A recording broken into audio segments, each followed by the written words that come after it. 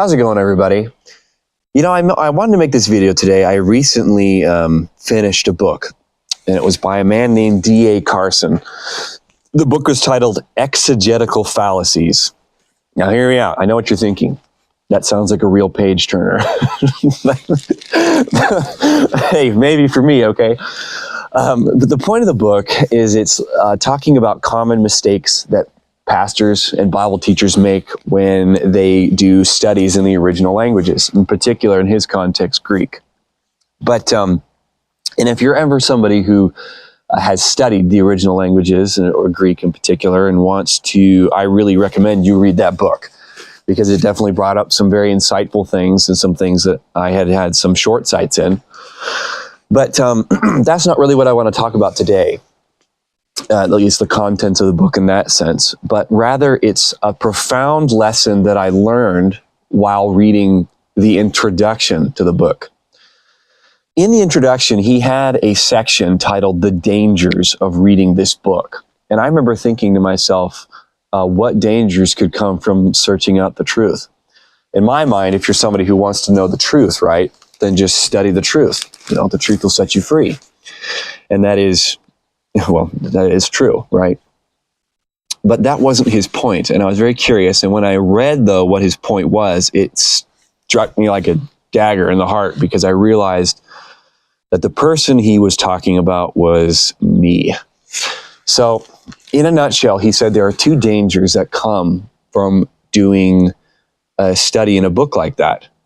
And the first danger is the fact that somebody who studies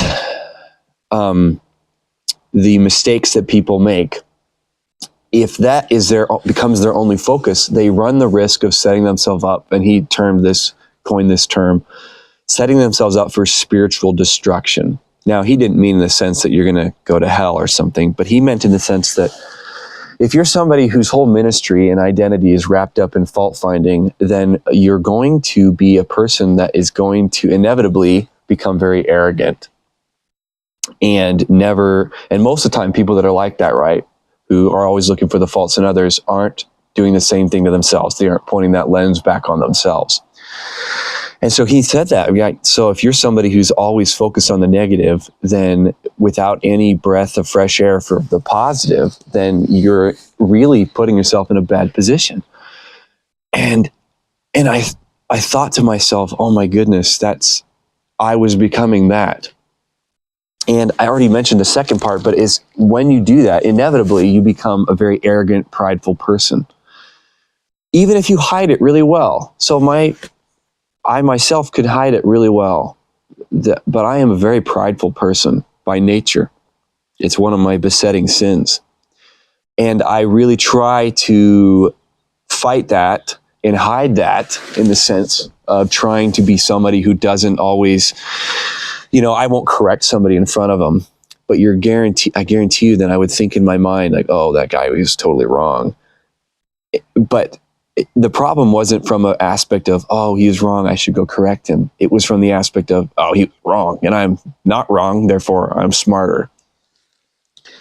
And like I said, I read that introduction by D.A. Carson, and it struck me like a dagger in the heart, because I knew he was talking about me. Oh, man. I've heard people listening to teachings and things like that make mistakes, common, very simple mistakes about, word studies and things like that. And the sad thing is I didn't feel in my heart that I was thinking, oh, no, oh, that's a shame. I wish I could help him. My brain was thinking, oh, what an idiot. I wouldn't make that mistake. And the reality is I guarantee you I've made that mistake, and I still make mistakes. But the problem is that when your identity is wrapped up in being wise, in knowing things, then you automatically become prideful. And I was arrogant, and still am.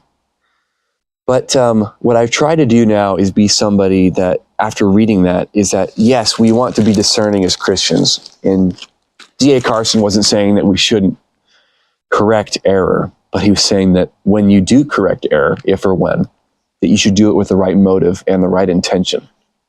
Not in the sense of going up to someone saying, you're wrong about this, because I've had people say that to me before. Hey, you're wrong. But they said it in a way which is, you're wrong, I'm right. I'm wise, right? Instead of saying, hey, I was looking into that and I saw this, and I think that, you might have made a mistake on this, or I just want to draw this to your attention. And you do it out of a loving way. And if people know that you're a loving person, then they wouldn't be someone who would be so quick to jump the gun on condemning you. And like he said, if you're always condemning others and you're only focusing on the negative, you'll find yourself becoming a very cynical person. And I definitely struggle with that. So, yeah, it was really something that it hit me hard. It was so impactful that I actually wrote it in my, I carry with me in my Bible. It's called the Greek New Testament Insert. It was put out by Stylus. It's originally put out by Logos, I believe. This is an old one from the 90s that my dad had. And I actually wrote it on the front, what his lesson was, because I carry this with me because I don't necessarily carry a Greek New Testament with me. Again, for the reason of I used to, but I've realized that I was really only doing it to get people's attention. So they'd see that and go, oh, is that a Greek New Testament? And I would go, why, yes, it is. It's just for attention, And so versus, just you can have it on a phone app or something, or do it in private. But at any rate, I carry this with me so that I can do, it's basically a short little grammar, but that way I can do, if I need to look something up, I have it. But I wrote that on the front, the dangers of New Testament fallacies, of studying fault finding, basically. But at any rate, I just want to encourage you guys with this, which is if you find yourself being a consistently negative person, that you're always trying to find the fault in others, maybe do a conscience check. Look deep within yourself and see if there's something you can fix. Because I myself have to do that constantly. I try to set myself up in a position where I'm not a very arrogant person, but it's a constant war.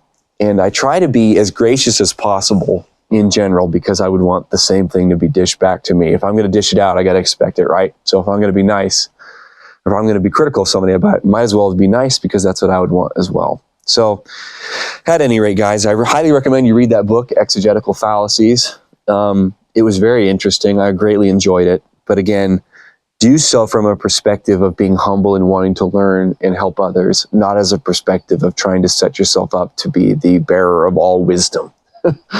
So if you're ever somebody who's interested in learning Greek, I have a website called kitchentablegreek.com. And I've made it so that people who are interested in learning Greek can learn it for free, essentially for free. You would probably have to buy a grammar, but apart from that, I've got videos on there and different lexicons, and I do even have free grammars, but so a lot of the videos are paired up with particular grammars that are already printed.